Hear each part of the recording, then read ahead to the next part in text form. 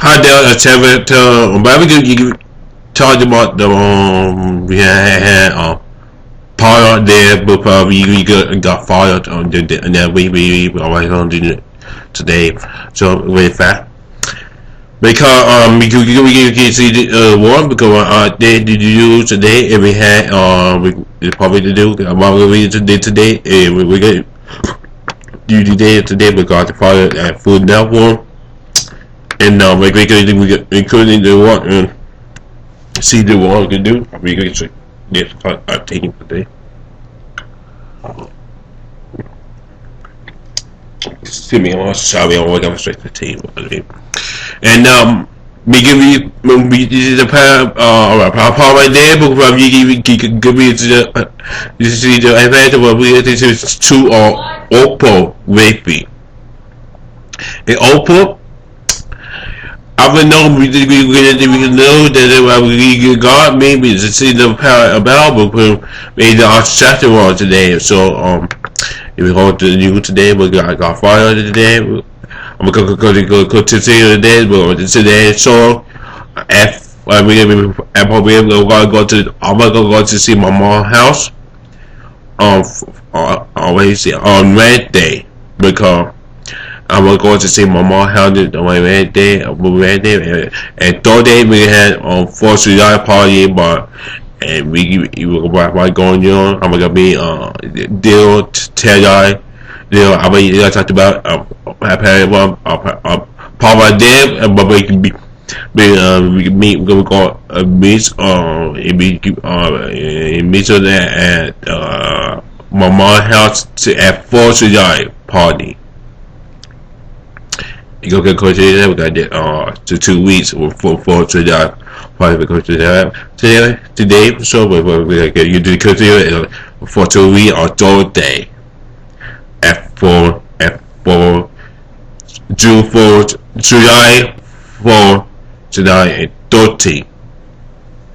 I'm gonna talk the day on the go to there about. Probably there caught fire. We didn't read it today. Also, then we will say the end award today. One might give we consider the day with information to do. I want to take you good day, but we'll do a video. It was just an end award, but they will back up back people. We could be in the always do. We're going to tell comedians Sarah Carey, Sarah Carey. We can. He'll take you good day. I want to apologize. We're going to what's the courtesy. Paula Deen is having a difficult week. Paula Deen was deposed as part of a discrimination lawsuit that was filed against her. The attorney for the other side asked if she's ever used the N-word, and she said yes, of course. But just FYI, if a lawyer asks you if you ever used the N-word, the only thing you can say worse than yes is yes, of course.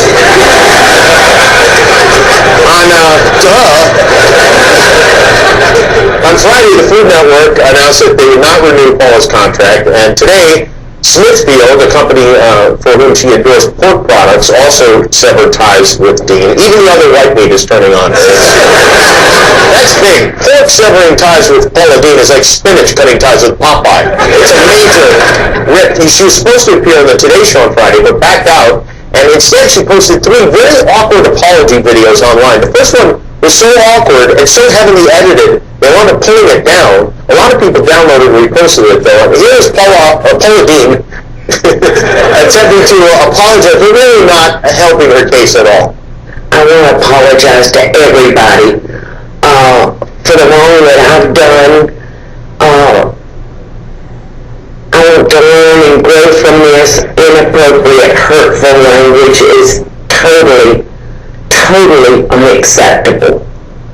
I've made plenty of mistakes along the way, but I beg you, my children, my team, my fans, my partners, I beg for your forgiveness. Please forgive me for the mistakes that I've made. So you can see why some people didn't take her apology seriously as she might have liked. And I was thinking about this over the weekend at dinner, and I haven't done a ton of research on the subject. I don't mean to generalize, but as far as I can tell, all women named Paula are insane. Right, Cleo? Right now, we're not going to second one, the black face right here, but we get Amazon awareness today. I'm sure awareness. Also, you see, you told me we can go about food network. The thing you could this, and we'll see now what with me. Okay, Eric, crisis management here. It's on the surface, it appears to be a nightmare. Is it? How do you handle it? Did you handle it well when you looked at that video? Well, it is a nightmare. Racial incidents are notoriously difficult to recover from. Just because of the history in this country with those issues, it's very, very difficult to extricate yourself. And what usually ends up happening to people in this situation is they often lose their jobs and end up having to go away for a while and returning to a much smaller format. In terms of the apology, whenever somebody does an apology, it is always declared to have been misexecuted, too little, too late. The problem is an apology, regardless of how it's done, is just the price of entry. Nobody, even though the PR world loves the idea that apologies are the answer, in this culture when we are doing what we're doing now and analyzing the apology, it's always considered to be substandard. So she's at the very beginning of this, not the end of it, and I think that there's something to be said after the apology for some sort of recognition of the substance of what you did, because based on what you played, I only heard the terms apology as opposed to an acknowledgement of why this type of thing is wrong. But actually, Okay. Yeah. Hold it right there. And producers, if you can't cue it up, it's a short video. I want to play it again for our viewers before I bring Kelly in. And let me know when you have it. Okay, we got it? Go ahead, let's listen to it again. I want to apologize to everybody for the wrong that I've done. I want to learn and grow from this. Inappropriate, hurtful language is totally unacceptable. I've made plenty of mistakes along the way, but I beg you, my children, my team, my fans, my partners, I beg for your forgiveness. Please forgive me for the mistakes that I've made. Okay. Kelly Dahl. Kelly's in New York. Let's both together in New York.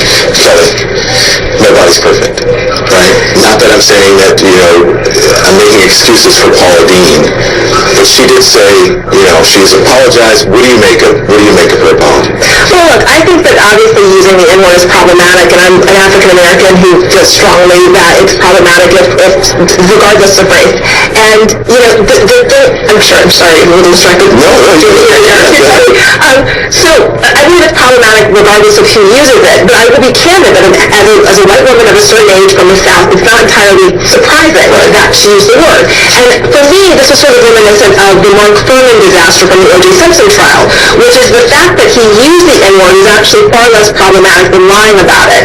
And while Paula Deen didn't lie about it in the initial days, I think that the silence spoke volumes. And that's what I actually think her fan base is having a tougher time recovering from. Because just as you said, Don, we've all made mistakes, right?